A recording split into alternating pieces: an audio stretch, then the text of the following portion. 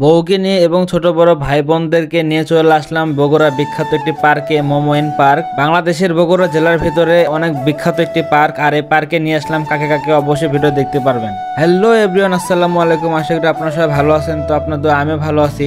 তো আজকে সবাইকে নিয়ে চলে যাচ্ছি আমাদের বগুড়া জেলার বিখ্যাত একটি পার্কে, মোমোইন পার্কে।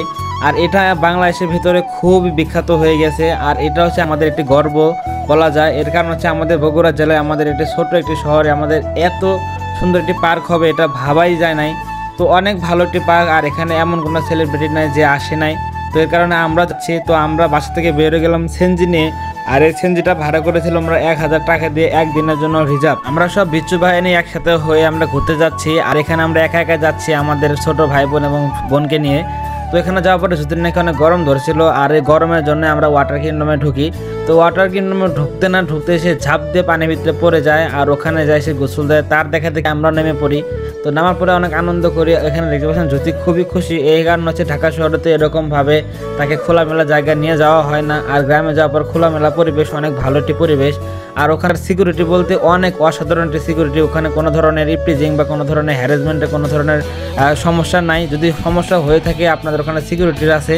তো সিকিউরিটিদেরকে বললে এবার অবশ্যই সমাধান করে দেবে। আমরা ওখানে একটু সমস্যায় পড়েছিলাম, তারপরেও ওই সিকিউরিটিকে বলার পরে সেই সমাধানটা হয়ে যায়। তো আসলে পরিবেশটা খুবই সুন্দর ছিল। আর এখানে কে কে গেছেন অবশ্যই কমেন্ট করে জানাবেন। এটা হচ্ছে আমাদের বগুড়া জেলার ভিতরে আছে।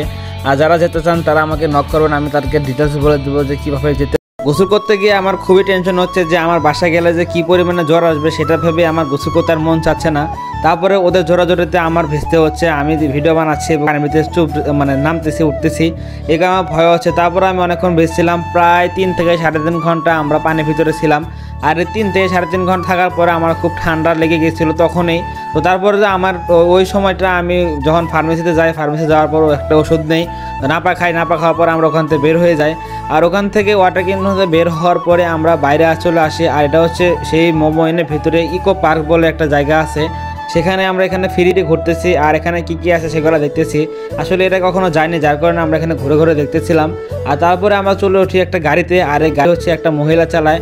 তো এই গাড়িতে আমরা খুবই স্বাচ্ছন্দ্য বোধ করছিলাম এবং খুবই আনন্দ করছিলাম। এই কারণটা হচ্ছে মহিলাটা খুবই ভালো ছিল, আন্টিটা খুবই ভালো ছিল, আমার সাথে অনেক মিশছিল। তো যাই হোক, তার জন্য দোয়া করুন এবং আমাদের জন্য দোয়া করুন, আমরা যেন আগামীতে আরও ভালো কিছু করতে পারি। তো আজকের জন্য এই পর্যন্ত। সবাই ভালো থাকবেন, সুস্থ থাকবেন। টাটা, বাই বাই, আল্লাহ হাফেজ।